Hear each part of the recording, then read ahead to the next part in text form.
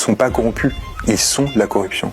Ils ont réussi à établir un système dans lequel la corruption est devenue légale. Ils maîtrisent les codes, c'est eux qui font la loi. C'est leur fonction dans la société, à l'encontre du bien commun, à l'encontre de la République. Les milliardaires français ne payent pas, ou quasiment pas, d'impôts sur le revenu, en raison d'une technique qu'ils utilisent, qui s'appelle l'utilisation de sociétés holding, qui font écran à l'impôt. Les Français payent de l'impôt sur le revenu. Les milliardaires, quant à eux, leur revenu, c'est des dividendes. Et ces dividendes, ils atterrissent dans des sociétés holding où ils ne sont pas fiscalisés. Un des préceptes les plus mensongers de notre existence, c'est quand on veut, on peut, par exemple. Dire que le travail paye et que les efforts payent. En fait, c'est deux énoncés qui sont faux empiriquement. Mais face à cet état de fait, l'idéologie dominante, elle nous fait pas dire « révolte-toi », elle dit « la réponse est en toi ». Tu peux te sortir tout seul de tes problèmes. Ça ne dépend que de ta volonté et de ton travail. Or, c'est deux choses qui ne suffisent pas. Certains ont toutes les cartes en main. Le PDG de Total a toutes les cartes en main. Il peut globalement tout faire de sa vie. Mais la plupart des gens n'ont pas ce choix. En 1996, les 500 plus riches possédaient l'équivalent de 6% du PIB en fortune.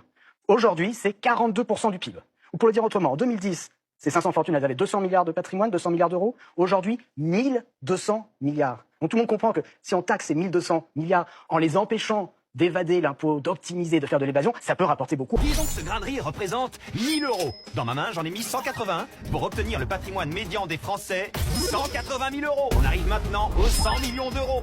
Avec un tel patrimoine, vous appartenez au club des ultra riches. Et le plus riche d'entre eux, Bernard Arnault, il possède tout ça, 200 milliards d'euros. Et attendez, quand on additionne la fortune des 500 personnes les plus riches de France, on arrive à la somme astronomique de 1200 milliards d'euros. 500 personnes possèdent autant que 40 millions de Français. Et vous savez c'est quoi la meilleure? Vous payez plus d'impôts qu'eux. Et oui, quand on prend l'ensemble des prélèvements obligatoires, les ultra riches payent 27% de leurs revenus en impôts. Alors que pour les classes moyennes, c'est 52%. Non, les vrais problèmes de la France, c'est les immigrés, bien sûr. Puis de toute façon, les impôts, l'économie, c'est trop compliqué pour vous. Et coupez!